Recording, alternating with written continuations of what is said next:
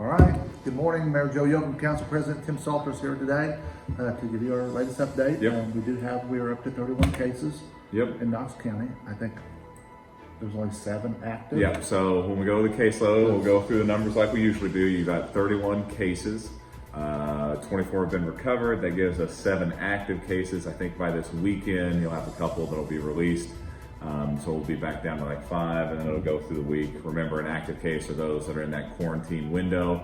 And like the cases that we've said before, the ones that have just recently tested got us up to 31, they are quarantined. The people that they've been in contact with have been contacted and are in self-isolation. So they're doing a great job of making sure that things are taken care of. We knew that we'd probably see a little bit of an uptick once things started to open up, but people are still doing really well with the spacing, washing your hands, distancing, those kind of things. So things are going well. And just remember, if you're going to be in a large crowd, you should maybe think about wearing a mask. Yeah.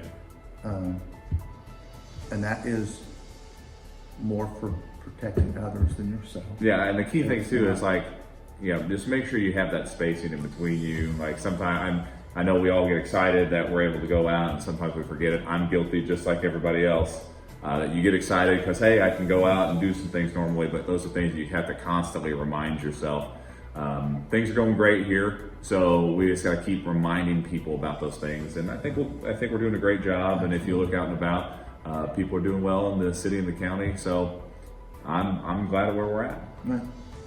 And as far as other things in the city, we are doing our large item drop off again, June the 13th and the 20th, 8 a.m. to 11:30 a.m. Yep. Again, as always, you can haul your own stuff to Republic and dump it for free, but you have to be a city resident, and there will be somebody there checking IDs. Yep. You do need to, and it's, when I say city resident, you have to live in the city limits of Vincent. You can have a Vincent's address and live outside the city. Yeah. You have to live in the city of Vincent. And it follows all the regular restrictions. Yeah, and No the same fires, restrictions chemicals, we've had. computers, none of that. TVs, you cannot dump any of that. And this is something that, I know our citizens like and that we've been able to offer over the past couple of years. So just kind of remember the same restrictions that we have. I think the easiest thing for us, chemicals are a no. Right. Appliances that have CFC, those things are there. And the mayor and I have lists that we posted. It's on the city website, his page, my page, but it's got kind of a list of things that you can and can't. So just make sure you check those out before you do that. But also we would ask, hey, when you're waiting, just be patient. We know that line gets a little bit long during those days.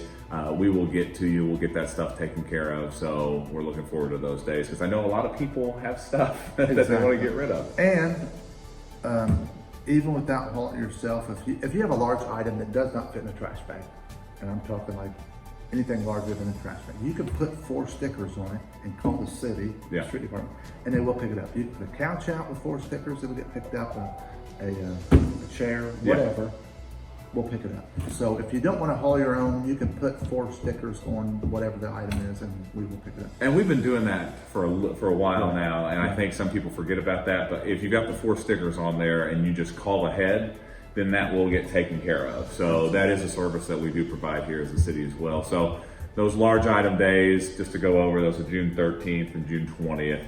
And they're coming up pretty quick. So just make sure that, I know a lot of you were spring cleaning during quarantine and getting that stuff ready. So those are the dates. That was one of the bigger questions that we got during that time period. So those dates are there. And then again, the list of things that you can drop off and not drop off, you can find on our sites and on the city website as well. Right. Other than that, another big thing going on in Vincent is Forbesboro project. That's a huge drainage project as well as paving. That's over $1 million project. Forbes Road from McDowell to McKinley will be closed for several months. It is only open to the residents that live in that area. So if you typically use that route to get across town, you need to probably take a portion of Avenue St. Clair and come up St. Clair rather than cut through the Heights area. So. I mean, it's pretty exciting. They've already done some big things starting over there, and if you just look through there, I mean, we're all excited about that because that's been a troubled spot when it comes to drainage. And anytime something gets repaved, I'm always quite excited about those. So we're excited about that project. It's a good project. It's one that we've been talking about for a while. Right. And then next up is Monday Night's Council. Monday Night's Council. Yep.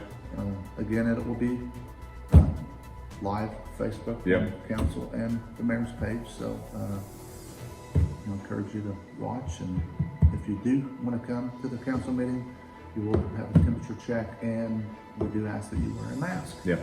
And there'll be one entrance. You come in through the front entryway. We've got our benches separated for social distancing. Make sure you have your mask. You'll get your temperature taken. That takes like a second, and we'll get that taken care of and get you in here.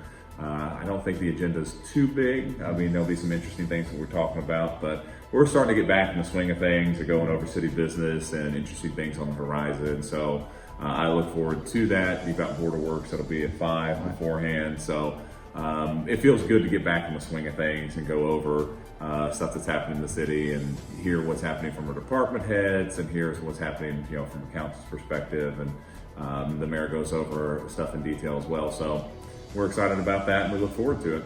Yeah. Other than that, I mean, it was a great day yesterday. Supposed to be a great day today. Look forward to enjoying it outside, because that's the best place to be during these times, is outside. So And I do want to mention that we have had the farmers Yeah. market and the food trucks in Yeah. the park, and it's going great. If you haven't had a chance to visit those farmers market Saturday mornings, food trucks are on Monday nights. Yeah. Things seem to be going great, and it looks like a lot of people are enjoying it. So yeah, we forget how much space we have out at Greg Park. Absolutely. I mean, it's one of those. It's our central park. Right. So we really do enjoy having stuff out there. I think the biggest aspect, we just like being together as a community again, Right. which we've kind of missed those things. But we're excited about that. So it'll be this Saturday. You've got farmers market, and then coming up Monday, you've got food trucks. Should be a good couple evenings. We got city council Monday night too. I mean, I'm ready for it. Youth sports practice. I got T-ball practice tonight that I'm ready for. Really looking forward to T-ball. God. It's like herding cats. Is that kind of like council at times? Well, it's time for your mind, Mayor. Hey, keep your distance. Have a good one.